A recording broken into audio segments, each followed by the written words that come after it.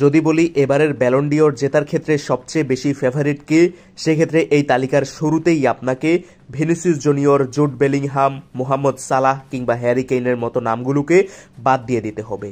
কারণটা নিশ্চয়ই জানেন, তাদের ক্লাবগুলো কিন্তু ইতোমধ্যেই চ্যাম্পিয়ন্স লিগ থেকে বাদ পড়ে গিয়েছে, আর তাই না চাইতেও আসলে এই বিগ নেমগুলোকে আপনি এবার ব্যালন ডিওর জয়ের শর্ট লিস্টে খুঁজে পাবেন না। তাহলে ব্যালন ডিওর জয়ের সম্ভাবনা সবচেয়ে বেশি কার?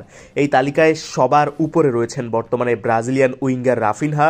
বার্সার জার্সিতে দুর্দান্ত একটা সিজন কাটাচ্ছেন তিনি, ইতোমধ্যেই 51টা গোল কন্ট্রিবিউশন করে ফেলেছেন, 30 গোল 21 অ্যাসিস্ট নিয়ে সবার উপরে রয়েছেন রাফিনহা।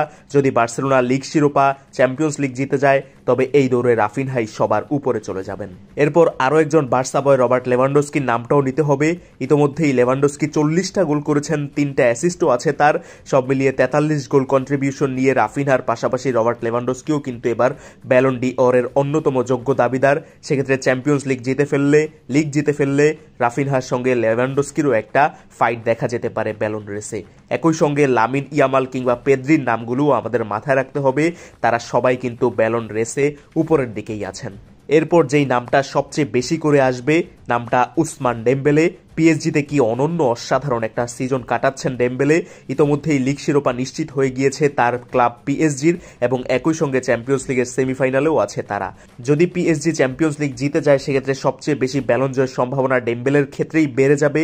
কারণটা ইতোমধ্যেই 42 ম্যাচে এই সিজনে 32 গোল, 6টা অ্যাসিস্ট, 38টা গোল কন্ট্রিবিউশন করে ফেলেছেন ডেম্বেলে, আর তাই উসমান ডেম্বেলে ব্যালন জয়ের হট লিস্টে তখন একেবারে উপরেই থাকবেন।